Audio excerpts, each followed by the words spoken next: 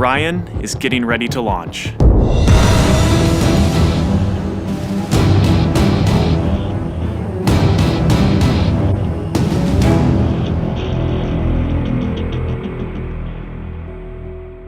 My name is Kelly Smith, and I work on navigation and guidance for Orion. Orion is NASA's next-generation spacecraft. Built with versatility in mind, it can take astronauts deeper into space than we've ever gone before, to an asteroid or even onto Mars. For these missions, Orion has to be one tough spacecraft, withstanding high speeds, searing temperatures, and extreme radiation. Before we can send astronauts into space on Orion, we have to test all of its systems. And there's only one way to know if we got it right: fly it in space. For Orion's first flight, no astronauts will be aboard. The spacecraft is loaded with sensors to record and measure all aspects of the flight in every detail. It all begins with launch aboard a Delta IV Heavy rocket.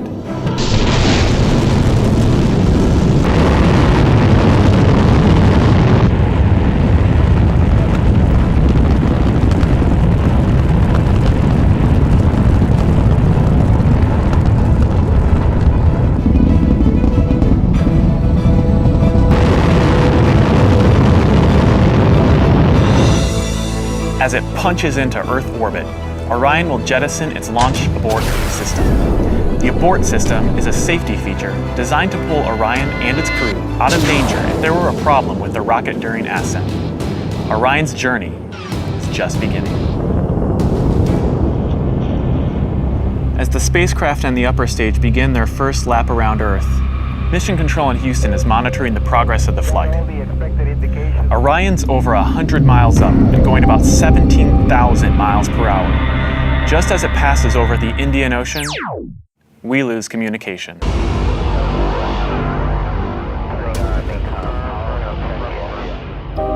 This is expected. The communications link we have through satellites to Orion is momentarily lost, but Orion continues to receive and process data. Its computers can handle 480 million instructions per second. Imagine you are traveling with Orion as the flight test continues. One orbit completed. Time to go. The upper stage of the rocket fires again. Like the setup for a roller coaster ride, this is the big climb we've been waiting for.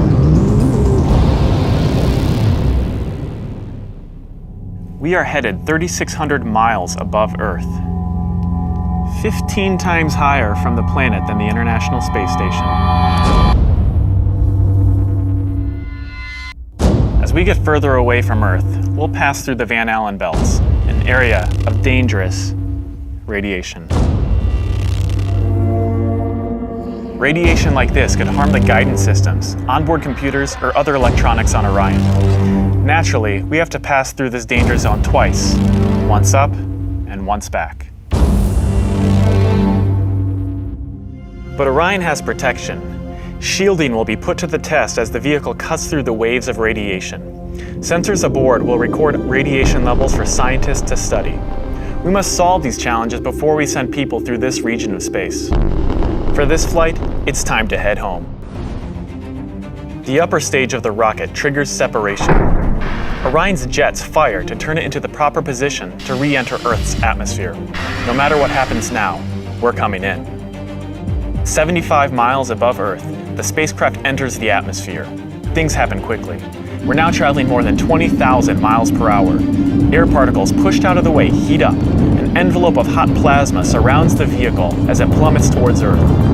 The plasma reaches temperatures of 4,000 degrees Fahrenheit, almost twice as hot as molten lava.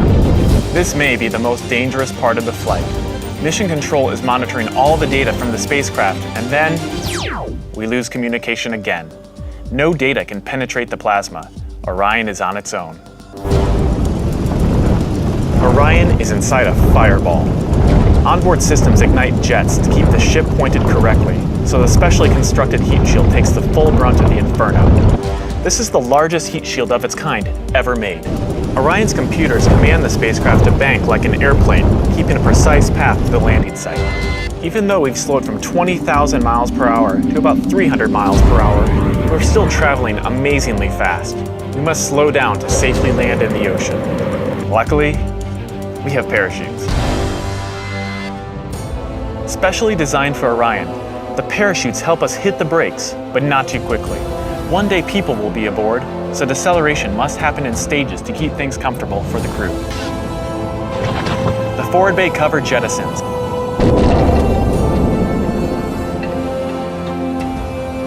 Two drogue chutes deploy and slow the returning spacecraft down to 175 miles per hour.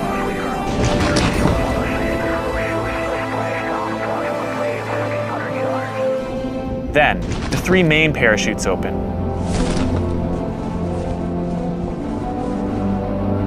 Once fully engaged, this canopy would cover an American football field.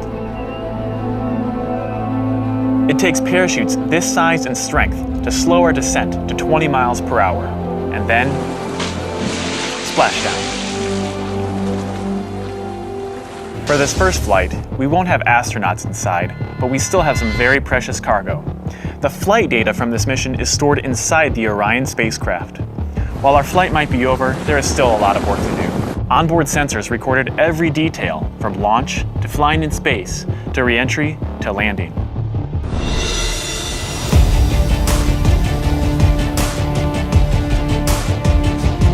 Flight tests are difficult and complex, but they give us confidence that the systems we have designed work under real flight conditions. It's great to be a part of this first spaceflight for Orion, and we're looking forward to beginning a new chapter in human space exploration.